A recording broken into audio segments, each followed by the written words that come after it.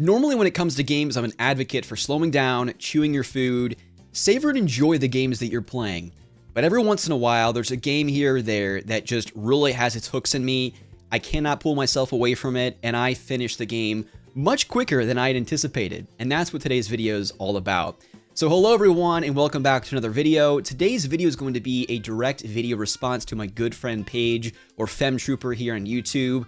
I kind of have a recent tendency of just doing video responses to her videos because she covers such great topics, but it's the idea of games that she couldn't put down, and it's almost in direct contrast to a video that I also did a video response from her several months ago about 5 games that I walked away from, I put down and dropped because for whatever reason, I just couldn't get myself to play any more of the game.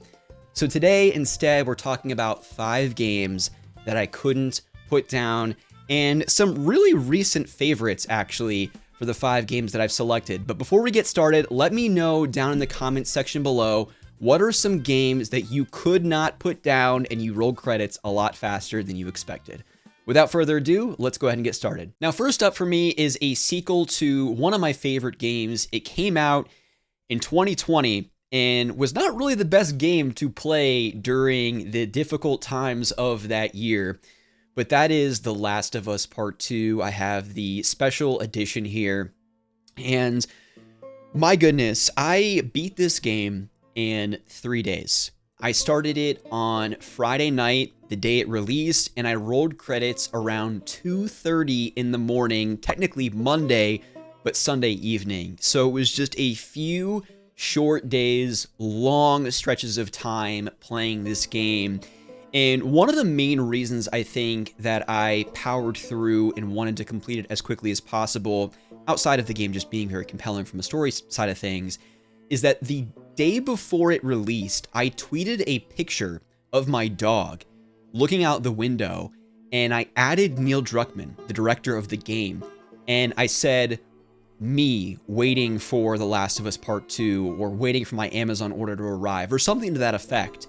And as soon as I tweeted that out, a bot replied to me and essentially spoiled one of the biggest moments of the game. And to that point, knowing that there were lots of things surfacing online that spoiled some of the major story moments of the game, I had nothing spoiled for me. So I was up to that point in the dark on spoilers. I tweeted that out, and immediately I had one of the biggest moments in the game revealed to me. And that was really difficult. I won't go into any spoilers. This is going to be a spoiler-free video. I should have mentioned that at the top. But it was from that moment on that I was like, all right, nothing more about this game is going to be spoiled. And all things considered, even though I knew some of those things going in, it really didn't in any way put a damper on the overall experience, because this game is, as many probably have told you before, if you've not played it, it is an emotional roller coaster. But one of the things that I really appreciate about The Last of Us Part 2 in particular is, as often as the game just beats you down and punishes you emotionally, I think there's just enough breadcrumbs sprinkled of hope and joy, if you will. And it, as much as it pulls on your heartstrings in a negative way, there are moments of levity that I think when you get to that next major cutscene and it's like, oh, a sigh of relief, you can catch your breath. I think all of those moments are great payoffs for everything you have to go through along the way. I'm sure many people would disagree with me, but I think The Last of Us Part 2 is also very much like the first game, one of the best water cooler games. Things that you just, it's just a game you want to talk about with friends as soon as they finish it. It's like BioShock Infinite. It's just one of those things that, like, as soon as you roll credits, there's just so much to unpack and discuss. And I really credit Naughty Dog for really leaning in on a vision they had for the story, what they wanted to do, knowing full well that it was going to upset a lot of fans. And they pulled no punches. They really leaned into that hard, and they committed to that vision. And I really appreciate that. It's still a game that I think about often. I went back and have since gotten the platinum. I'd like to go through and replay the remaster before season 2 of the HBO show releases. But my gosh, again, what an emotional roller coaster. Difficult game to get through in 3 days for sure. And when I beat it at 2:30 in the morning and there was no one around to discuss it, you can imagine that I was just kind of sitting there in the dark with the controller in my hand, headphones over my head, just thinking, what the hell just happened? And thankfully I had some friends that beat it not soon after that I was able to kind of unpack and discuss the game. But still, one of my absolute favorites, a well-deserved sequel, and I am looking forward to seeing what Naughty Dog might do with a final and third chapter with these characters. Next up is also a game that came out in 2020, just a few short months before The Last of Us Part 2, and I feel like a really great palate cleanser from that game and also from discussing it, and that is Animal Crossing New Horizons on the Nintendo Switch. And I have an interesting history with the Animal Crossing series in the sense that when the 3DS game came out, I played it nonstop for like a month, and then I just stopped. And then similarly, when New Horizons came out, I played it for about 2 to 3 months and then just kind of stopped as well. But it was still a game for those few months that I could not pull myself away from. It was the exact kind of antidote or comfort that we all needed, given everything that was going on with COVID, the uncertainty of it spreading across the world. We were all quarantined, there was lockdowns, food shortages, social unrest. In the face of all of this uncertainty, we had Animal Crossing New Horizons to retreat to, and it really was that perfect game to kind of immerse and lose yourself in amidst all of the chaos that was going on in the world. And it was also the perfect game when we couldn't get in a room with all of our friends physically. We could visit our friends' islands virtually in Animal Crossing New Horizons. And I have so many screenshots and pictures and even some videos that I took during that time that I'm glad I kind of cemented some of those moments with my very good friends that I met here on YouTube and my coworkers, of course, my wife, my brother-in-law. We were all playing at the time, and it was just so fun to kind of capture some of those moments, go to your friend's island and see how they kind of started outfitting or designing their world, their house, going into their aquarium, their museum, and seeing how much they collected. And one of the things that I really appreciate most about the Animal Crossing series is that as stressful as it can probably be for some people with Tom Nook always breathing down your neck and wanting more bells, it really kind of wants you to play the game at your own pace. There's no real pressure that isn't self-induced that says you have to do all these things right away. You can kind of play the game the way you want to. You can design your island and your house however you choose, and you can fish and collect fossils to your heart's content at the pace you want to. If you want to fast travel, go for it. There's no real penalty outside of your friends maybe giving you the stare down when they recognize or know that you're doing those types of things. And for someone like myself that's not really into the cozy game genre or survival type games, or even something like Minecraft, that to me is kind of just this blank canvas and it's like, do whatever you want. Animal Crossing is that series that kind of is more paint by the numbers. It has some semblance of structure to it that says, hey, here's a bunch of tasks that you can do to kind of complement the freedom that we're going to afford or give you, where you can kind of do whatever you want with your island and your house. There's still tasks to do around the island and plenty of rewards for doing those things, like catching fish, finding fossils, and then you have this museum and aquarium to kind of show the fruits of your labor. And I really love and appreciate that about the game, because you could easily pour hundreds, if not thousands of hours into this game, and it's really kind of gives you a great sense of pride when you invite people over to your island and say, hey, like, I did all of this, and kind of almost have bragging rights with your friends, but also just have friends over on your island and kind of walk them through like, hey, here's everything that I did. Just a ton of joy to be had in that game, and it's one that I've been really thinking about going back, kind of polishing off the dust, cleaning all the weeds on my island and playing again, because whether it's for short pick up and play bursts or long stretches of time, I think Animal Crossing is a series that really just gives you a great sense of comfort. It's very relaxing and certainly low stress during very stressful times. And a game that, again, I could not put down and I put well over 100 hours into.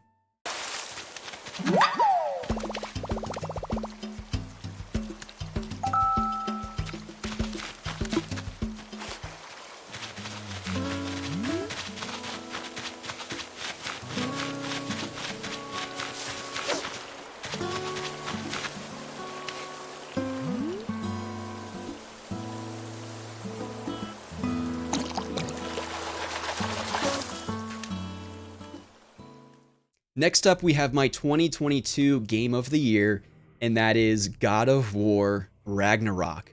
Now, interesting enough, when I played the 2018 God of War, it wasn't until 2020 that I played it, and it was one of the first games that I streamed on Twitch, which was not the best time or place to play it because I was still kind of getting into a rhythm of finding that balance between engaging with people in chat, paying attention to the game, and that's really a game similar to Ragnarok that you want to be plugged into, locked in on, headphones on, zero distractions.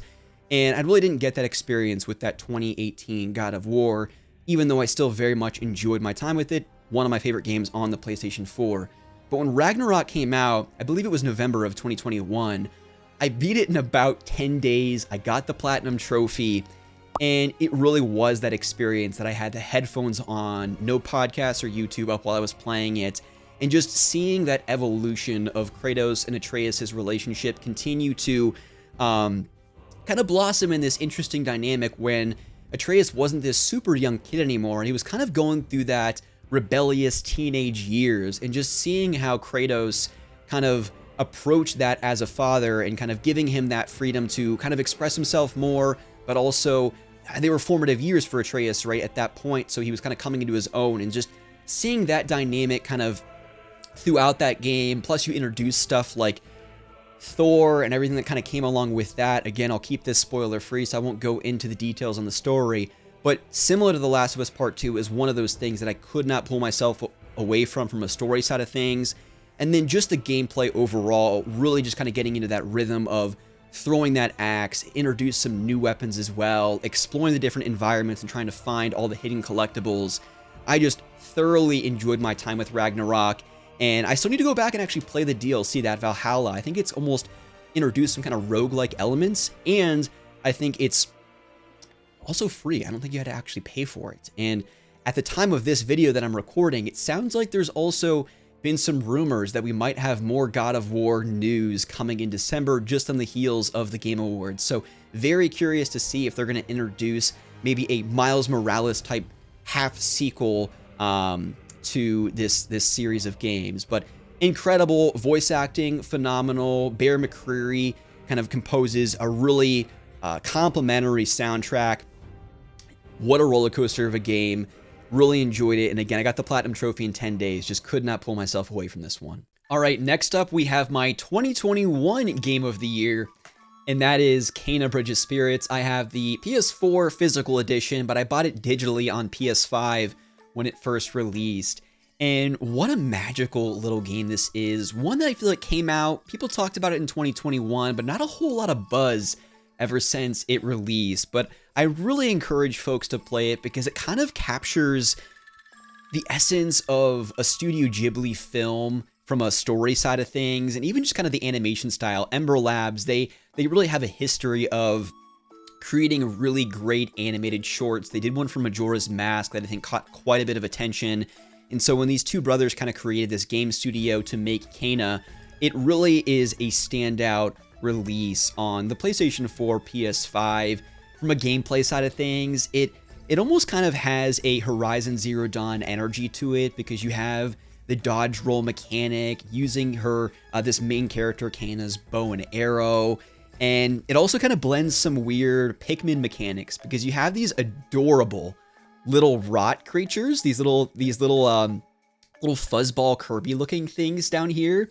And as you're going through the adventure, you're kind of accumulating more of these things, and you can kind of outfit them in all kinds of fun little hats, and they're very expressive and animated. So whenever you go into photo mode, they're like looking and waving at the camera, and they're just very interactive little creatures that kind of go on this adventure, and they kind of help with puzzle solving. So from a Zelda side of things, I think it kind of has like Zelda-like dungeons from a puzzle solving side of things, but literally do not get the cutesy vibes twisted. Like, this game is pretty dang difficult and almost has Dark Souls level of difficulty when it comes to some of the boss battles, but thankfully there are easier difficulty settings. It's not one size fits all with the difficulty side of things.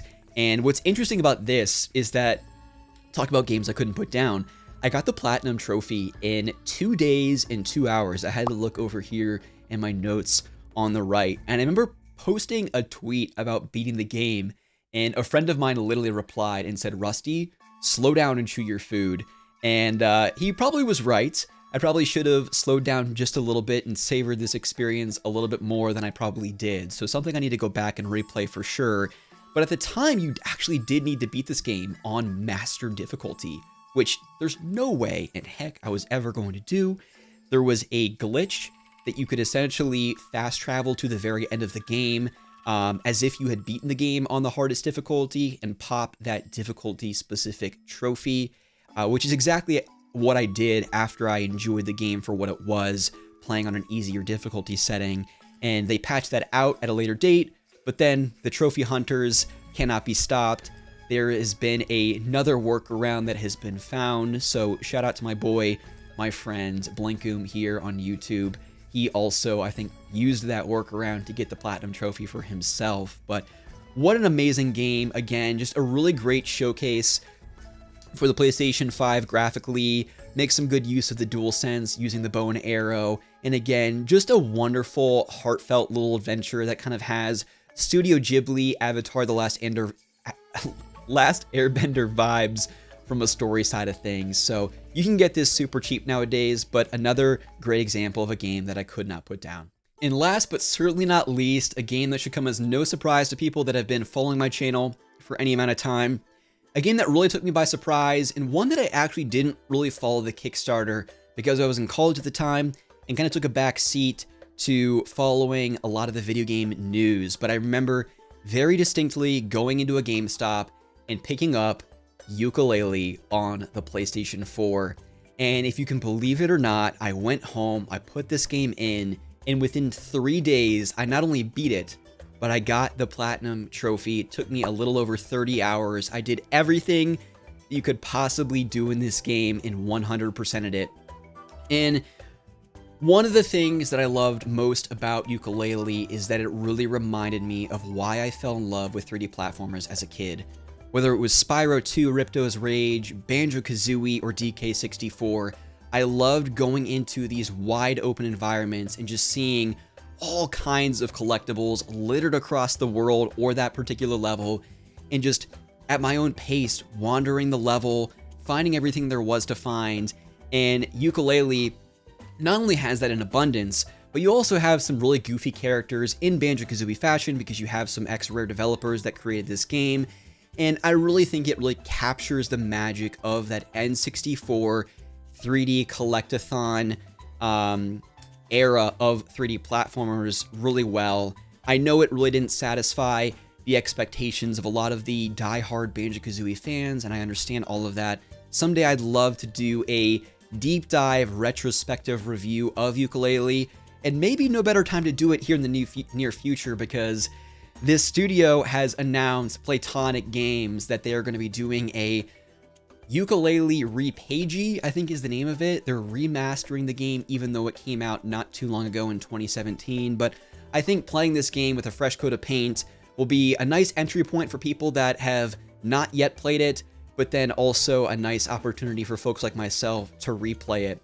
And whether this is the case or not, I look at Yooka-Laylee as not only a great reminder for folks like myself of what I love about 3D platformers, but I think ever since then you've seen kind of a resurgence in indie developers creating more 3D platformers like New Super Lucky's Tale, Tinykin, A Hat in Time being another great one. And it's just great to know that 3D platformers in the genre is not just a relic of the past.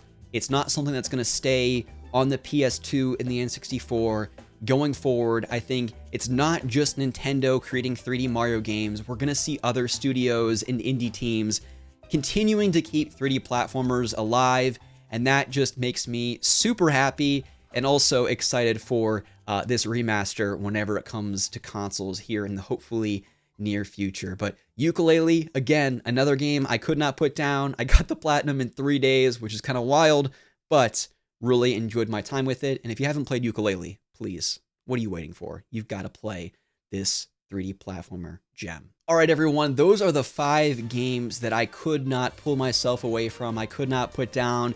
And maybe this is part 1 in a series of videos, because looking at my shelf, there were so many games from a variety of console generations that I could have pulled from for this particular topic. But I want to hear from you down in the comment section below. What are 5 or more games that you could not pull yourself away from, you could not put down? I'd love to hear from you down below. And I also want to thank Paige once again for inspiring this video and the topic for discussion. But thank you all so much for watching this video, and I will see you in the next one.